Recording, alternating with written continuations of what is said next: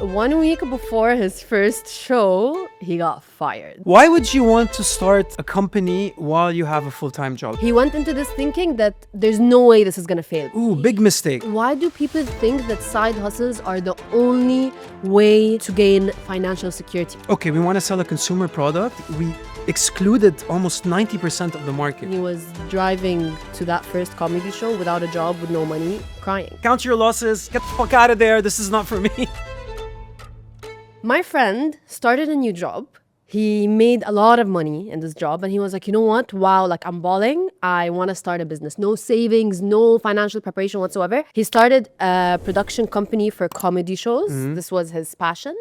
I can see where this is going. Go ahead. And 1 week before his first show, he got fired. Oh, damn. No that's safety hard. net, nothing, because he was spending whatever he was getting from his job That's on that hard. business. Yeah. Ooh. Is he okay? Does he still He's live not. in an apartment or on the streets? I don't know how he's doing now, honestly. It seems like he's doing better. I think he got another job.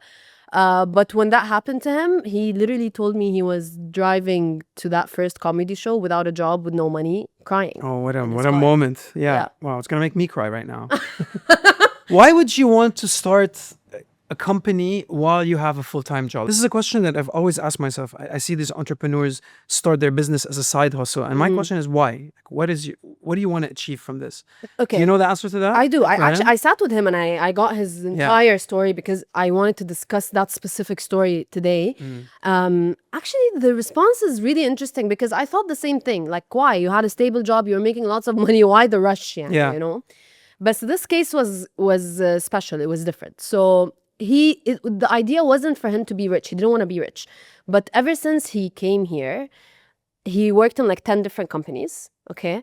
And Wow. in every single company, he never quit, okay? He was always either fired, he was made redundant, part of He's like either unlucky or he's really bad at what he does.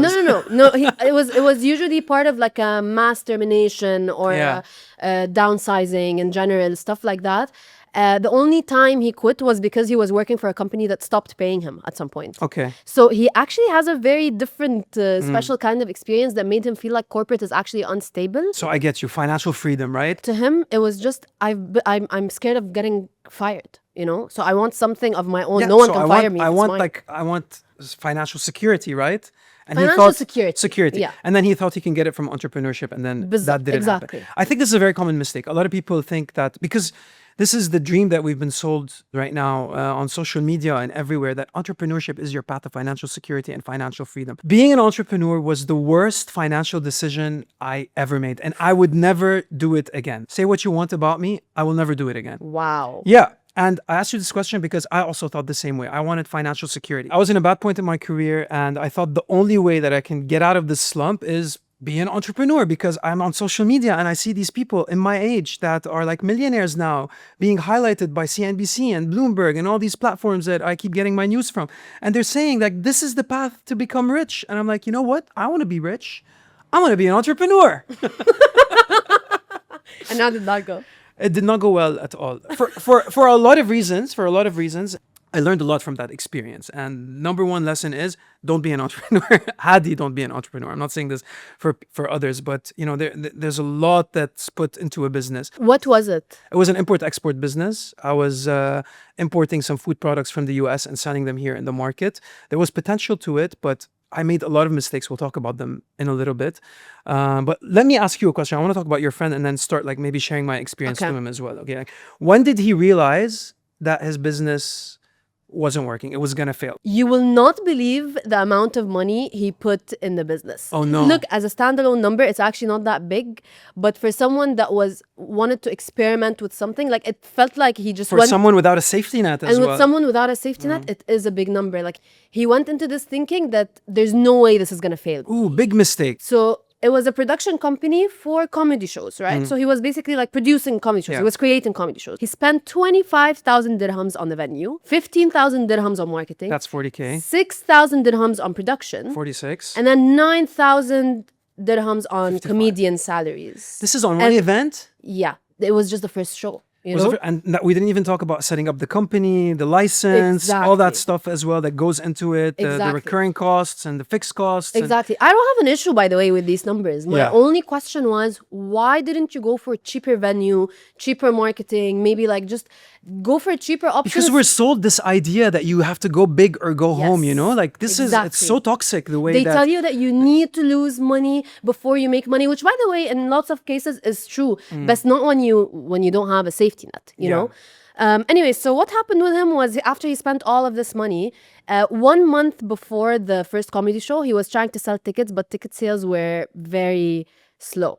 And he also admitted his mistake of, you know, like having a very high pricing. Like he was selling tickets for a lot of money. So easy in hindsight to notice your mistakes. When you're in it, you're like in love with your idea. You're like, of course it's gonna work. There's no way this is going to fail. Yeah, of course. Like you don't see these things when you're in it, you know? Yeah. So tickets were overpriced, so they were selling very slow. He had to give away 150 tickets for free. And then 1 week before the show, he realized, oh shit, like I still have lots of unsold tickets.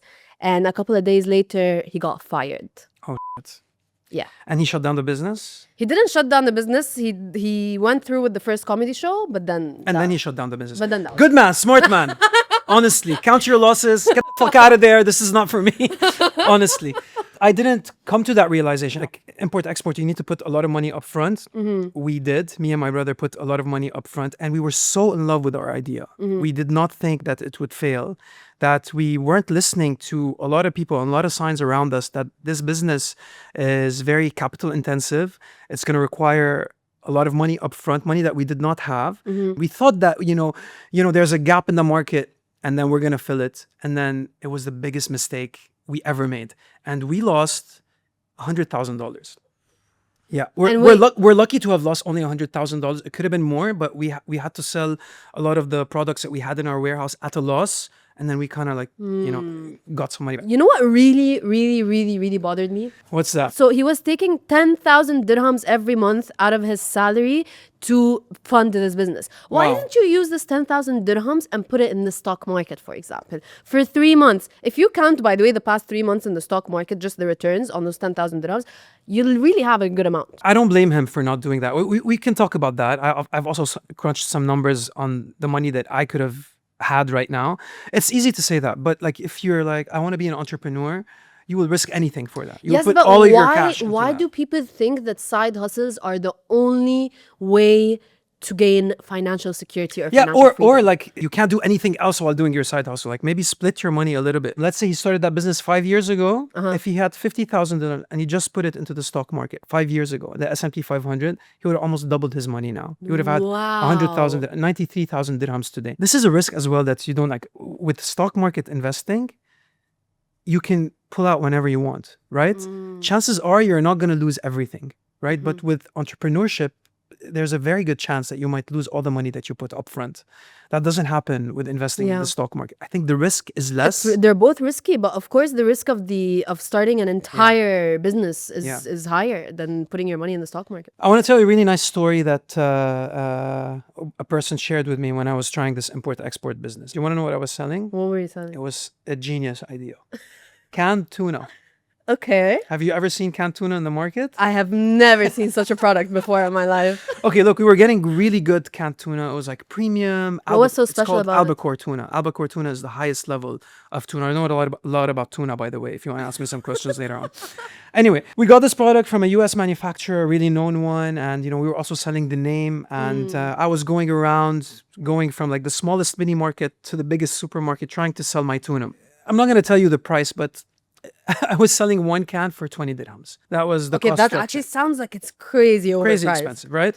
So I went in and everybody was telling me it's too expensive, too expensive. Then I went into one big supermarket chain and the guy was very nice and sweet. And he noticed that, you know, I was doing a dumb mistake. And he's like, can I show you something? I'm like, sure. Took me down to the supermarket and we went into the canned tuna. And there were so many different brands of tuna. He took me, he's like, you see this? All of this is tuna. And we went to the beginning of the aisle. There was a brand that was selling for 1 dirham. And then there was the top line brands that were selling for around the price that I was. So I was like, yeah, I want to compete with the top line brands. That's why I'm selling it around the same price, a little bit cheaper. And I was like, proud of that. He's like, you know how much they spend on marketing and advertising in our supermarket? Over 70% of their budget is spent on that. That's in the like millions of dirhams. And I'm like, oh, he's like, if you want to sell tuna, you have to consider it as a commodity like rice or salt or sugar. It needs to be really cheap so it can appeal to the masses.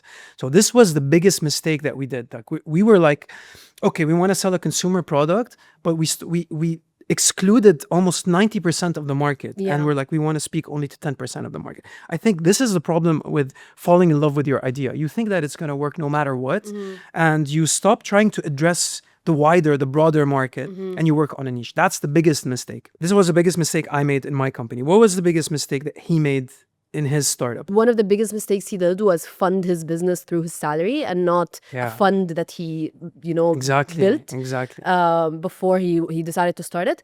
And then I think the second thing is overspending on things. Like he could have spent less. Even if he wanted to take that massive risk, he could have spent less. 50,000 dirhams on one event is a lot. Yeah, 50,000 dirhams on one event is definitely a lot. I also think the third mistake was probably the overpriced tickets, right? And at the end of the day, it is a comedy show, Yeah. And if it's your first one and people don't know you and people don't know the comedians appealing that to well. the masses, Exactly. And in that case, they actually didn't know the comedians that well. You should make it more accessible. So he also didn't. By the way, these are all mistakes that he told me. He realized. Okay, so great that he exactly. I'm telling you, in hindsight, you see all these things, you're like, how the hell did I not notice all these things staring me in the face? And you know what that means? As soon as you think of a business idea, you need to think what could go wrong. Why did other brands that we already know or other companies that we already know, why did they not do this? Let me ask you a question about your friend. Has this experience ruined entrepreneurship for him, or is he somebody who might try again? Because there are people that fail like 7-8 times and then succeed the 9th time and they become like huge successes. And there are people like me who are like, this is just not for me. I don't want to do this anymore. I'd rather stay in my 9 to 5. Okay, so would he do it again? You asked him? I did ask him, yes. Yes, he would, but he would start at a much smaller scale. Yeah. He said that. He said he would invest in the stock market and maybe some real estate and stuff to have some sort of safety net before experimenting with something else. He recognizes that there is stuff to be done before he has to try again. Basically. Okay, we talked about a lot of stuff here, and when I knew we were doing this episode, I didn't want it just to be what you shouldn't do if you want to be an entrepreneur. But what you should do. What you should do as well. First, have some cash. That's the biggest reason why startups fail. Number 2, build something people actually need, because that's the second reason why startups fail. They fall in love with their idea. They think people need it. Nobody actually needs it. Nobody buys their product. Third one, because they are outcompeted. This is the hustle culture. It's only the third reason. So you need to hustle. You need to live, breathe, and eat your business. If you're not waking up thinking about your business, dreaming about your business, every waking second of your day is your business, it's probably not the right business for you. Yeah. And my heart wasn't also in the business that I was doing as well. You wanted to be an entrepreneur. You didn't want to actually create something that you felt people needed. Like that was part of the reason, but that wasn't the main reason. Yeah, exactly. And the fourth reason why startups fail is the pricing or the cost problems, which is what happened with your friend. So also you have to build something people want and you have to price it accordingly as well. For me, we couldn't because our cost was high. We needed to price at that 19, 20 dirham price point. So the right thing would have been like, we're not getting tuna because it's too expensive. But no, we kept on with it and we try to get it as There's well. a very important thing you need to do before starting a business that we haven't mentioned. You need to work in a company. You need to build experience. Yeah. People that graduate out of college and they're like, I want to be my own boss. I want to start my own business. I want to do this. I want to do that. You know what? Some people just have it. They're born with it. It works. They do it. But it's very likely that if you don't have experience working in a company, being an employee, you won't be able to start a company that has employees that you need to manage, that you need to deal with. Exactly. Experience is very important. Exactly. And look, those people are the exception to the rule. You are not the exception to the rule. Yes. You are the rule. You have to tell yourself that I am not the exception for you to succeed. Yes. So you need to go and do it the hard way. Yes. To your point, Noor, you know what's the average age of founders that are successful in high growth startups? I would guess 40s, 50s? 40s, 45. 40s. 45. 40s. So that's the average age of a successful entrepreneur. Yeah. So which means go work at a 9 to 5, get some experience, learn the ropes, and Yeah. then start your business. You need to work in the good companies. You need to work in the bad companies. You need to work in all of the companies to see what goes wrong, what goes right. You need to work in the startups. You need to work in the established Yeah. ones. You need to understand the meat of it all. How does it all happen? How does it, come off the ground?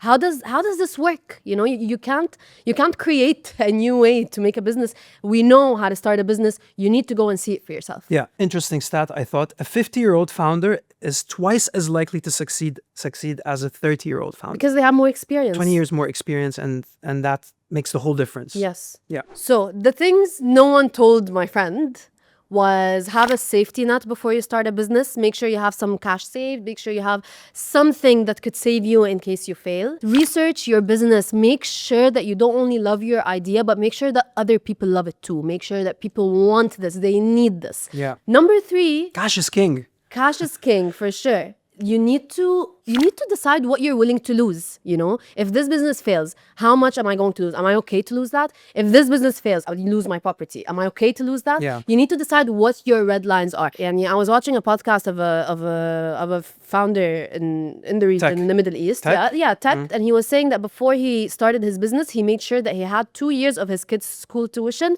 saved and ready, and his red line was, I'm gonna keep on working on this That's business smart. until I reach a point where if I have to take my kids out of school to pay for this business, I'm gonna shut it down. Yeah. Last but not least, being an entrepreneur is not the only way to financial freedom. It's not the only way to financial security. You can be in a 9 to 5 job all your life, but with the right plan, you can achieve financial freedom. Amen to that. My advice to anyone who wants to start a business, don't. That's my advice. That's my 2 cents.